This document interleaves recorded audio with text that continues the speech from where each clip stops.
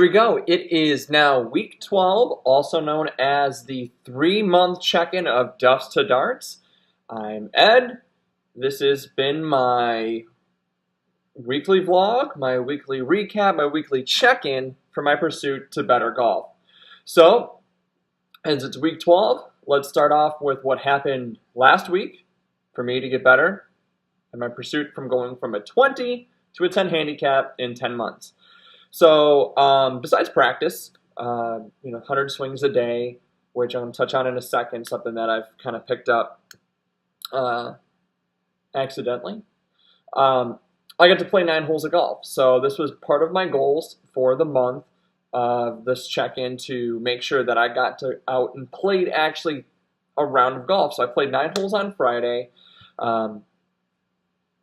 As expected, or not expected, I should say, I was terrible off the tee. I've been working on my game every single day. I've been swinging every single day, but I haven't hit anything off of a real tee. Everything's been off of rubber tees and simulators. And even when I went to the driving range for my one session all month outside, the grass was close. So I hadn't hit off of any grass at all. It was wet. It was mushy. It was cold. I had a lot of trouble getting loosened up. So I wasn't striking the ball very well to start. At every tee shot, I was either topping it, which I hadn't done all year in simulators or at the range, and I was pushing everything to the right, which I thought I had fixed. So unfortunately for me, that 9 holes, I didn't hit a single fairway. I hit one par 3 off of a tee shot, which was the second hole.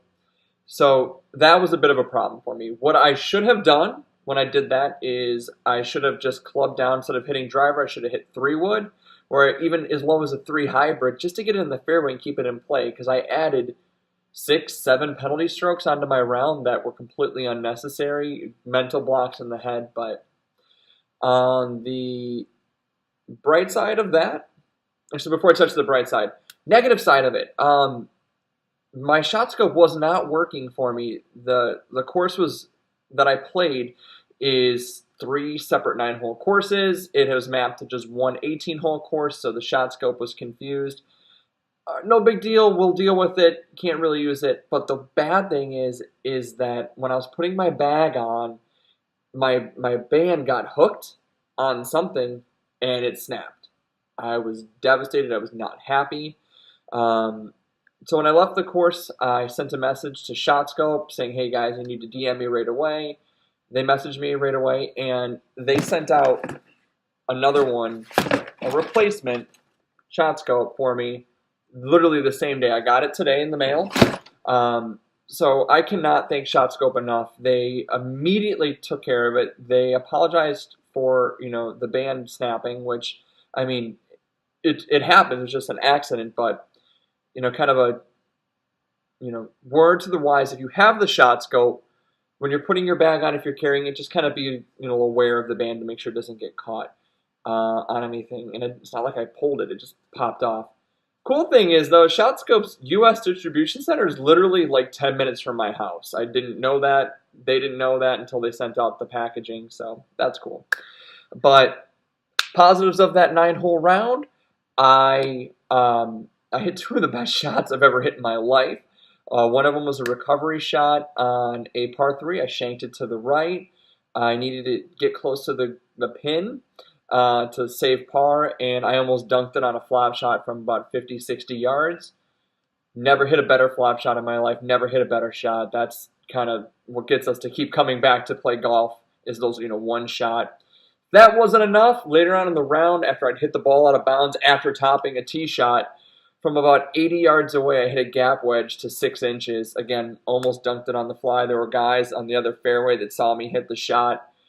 Hopefully they saw, everything, and, they're talking about their buddies, because I totally played it off as if I'm like a scratch player, which I'm not. Walked up, tapped it in, moved on to the next hole, and I actually, failed miserably on that next hole. I think it was a 10. But, yeah. So that was my week 12. That's all the stuff I did, practicing putting as well. I noticed with with my 100 swings a day, that the mat I've been using is like 2 inches thick. So I'm not standing in the same level. So, my feet are here, the mat's here. I have to choke up. It's changing my swing. And the first couple months, I wasn't doing that. I was just swinging on the carpet here, and it's starting to make a difference. So I'm not even knowing it. I'm building a negative, thing into my swing because I'm, choking up. I'm adjusting. It's not the right swing. So I'm not going to use that mat anymore at all for this. It's a bad idea. You know, I got to knock it out. So I have a thinner mat that I used to keep in my car. I brought that inside. I'm going to start using that so I don't rip up the carpet. I'm already starting to feel a difference when I'm swinging, that I'm going through better because I was getting better with my balance. I was coming through, which I felt like I was coming through the ball clean. I was holding the pose, and when I've been using that 2-inch mat, it's been harder to hold my balance because it's just things aren't leveling off right. So fix that, move forward. Let's review the last month, all the goals, right? So diet-wise, I mentioned that I was doing like a Whole30 paleo-inspired diet type thing. With that, I mean, I wasn't like a full Whole30, so if you are a Whole30 nutritionist person, you know all about it. It wasn't pure that. It wasn't pure paleo, but what I did is I cut out all sugars, cut out all candy, sweets. I cut out unnecessary carbs, so all bread. I have like a lot of snack food at my work. I didn't eat anything off the snack table, didn't eat any dessert food, didn't go for donuts, bagels, none of that stuff. So a lot of like clean eating, clean protein. I had alcohol one time, which you're not technically supposed to do on Whole30, but my wife and I had a date, normal guy. I had an opportunity to have a date with my wife, took advantage of that, had a beer, had some wine. It was a lovely evening. Move forward, not devastated about it. But from the beginning of the year, so January, when my wife kind of did the Whole30 thing to kind of work through some aggravation she was getting in her GI area, which is safe to say, she's good to go now. She's back to normal, so to speak. From the beginning of the year, from her doing that, me eating the same food, me eating food for a month, I've dropped 15 pounds since the beginning of the year. So I was feeling really bloated. I was feeling heavy. I needed to make a change. I did that. I'm down 15 pounds. I'm feeling much better. I'm feeling stronger. Energy's up. With that, when I walked the 9 holes, which was the other part of the goal, one of the other goals, I had full energy all the way through the round. I wasn't tired. I wasn't fatigued. I was carrying my bag. Duffs of darts, saving money where we can. If you can walk, walk. Don't spend the money on the cart. It's good for your body to walk. It's faster. Do that. But I had energy all the way through the 9 holes. Next time I play, hopefully it'll get to be 18, and I'll have energy all the way through that as well. So check box there, check, 9 holes, diet check. Third goal was 2 range sessions outside. I had one right away because the weather was good here in Siberia, and then right after that it went in the crapper again. So all of March was like 35 degrees, there was a lot of wind, a lot of rain. On weekends when I had it, I was either super busy or it was raining, so I didn't get outside at all on the range like I wanted to. No getting to put on any actual grass because all the putting greens and the practice areas are closed. I did hit like 20 balls before my 9-hole round. Can kind of count that as a range session, but not really. But I'm going to call it a push because what wasn't planned is I played 18 holes at a simulator with my father-in-law when I went to Iowa.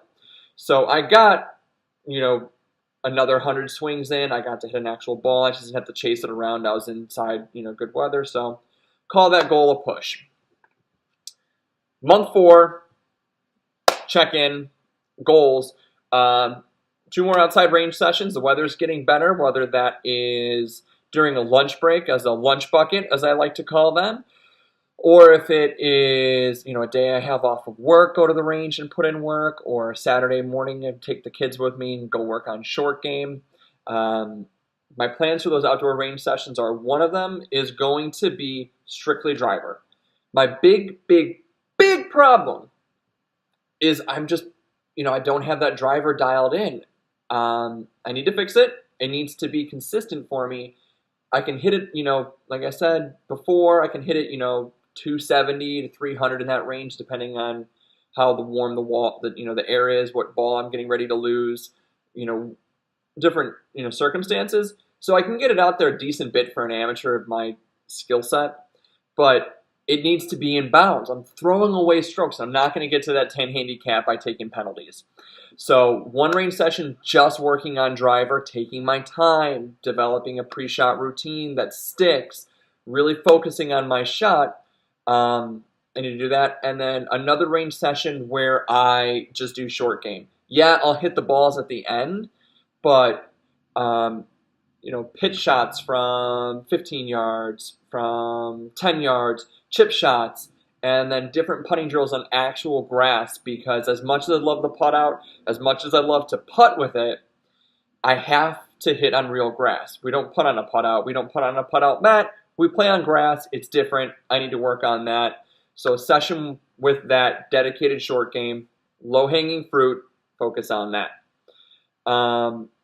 Another goal for the month 4 is going to be once a week. I'm now going to incorporate in the parking lot practice. I've mentioned it before, in the areas of grass between my parking lot and the parking lot in the building behind us, there's an area. So I'm going to put a collapsible flag I got a basket of about 80 to 100 just shag balls, and I'm going to work on pitch shots. 15-yard, 20-yard, 30-yard pitch shots. I'll measure it out with the measurement app that I've had on my phone. I've mentioned it before. I've showed it before. Work on that short game stuff, because if I'm hitting a bad tee shot, I'm hitting it out of bounds, I'm taking a drop, so have you. If I'm getting up and down, in 2 strokes around the green inside that 50-yard mark, 50, 30, 40, in that range, I'm saving strokes, and that's really going to collapse off. If I'm only putting from 3 feet, that's going to go in with all the putt out practice. That's going to go in. That's strokes off of the handicap. If I'm making every 3-foot putt and I'm getting it within 5, 6 feet consistently on chips over 18 holes, that's 18 strokes. Basic math, guys. We're cutting it down. Stretch goal is going to be play 18 holes. So I want to play at least another 9-hole round. I'm really busy. My wife has got a lot of her cakes, which check this out. She's really good. She made these. But she's got a lot of cakes coming up for her side hustle, her hobby. She supports my hobby. I support hers. So when she's got those, I've got the kids.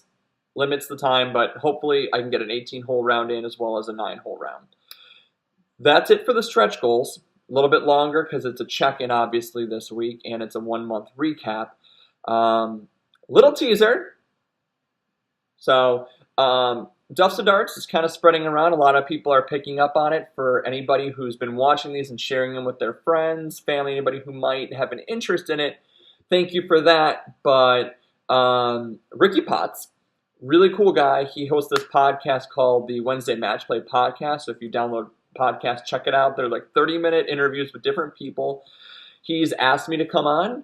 I'm excited about that. I made sure he had the right guy. I asked him, I said, do you have the right guy? He said, yeah. So I'm actually going to do that this week. Not sure when it drops, but I'm going to be talking with him kind of about the project and any other questions he may have. I don't know what's coming, but I'm looking forward to it.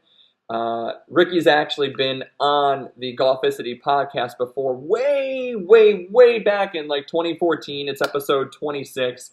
Check it out. It's like listening to something from a time machine. I really enjoyed listening to it just from the date of what they were talking about, Frank and Mike and Ricky in 2014 versus where we are right now in 2019. It's a cool listen.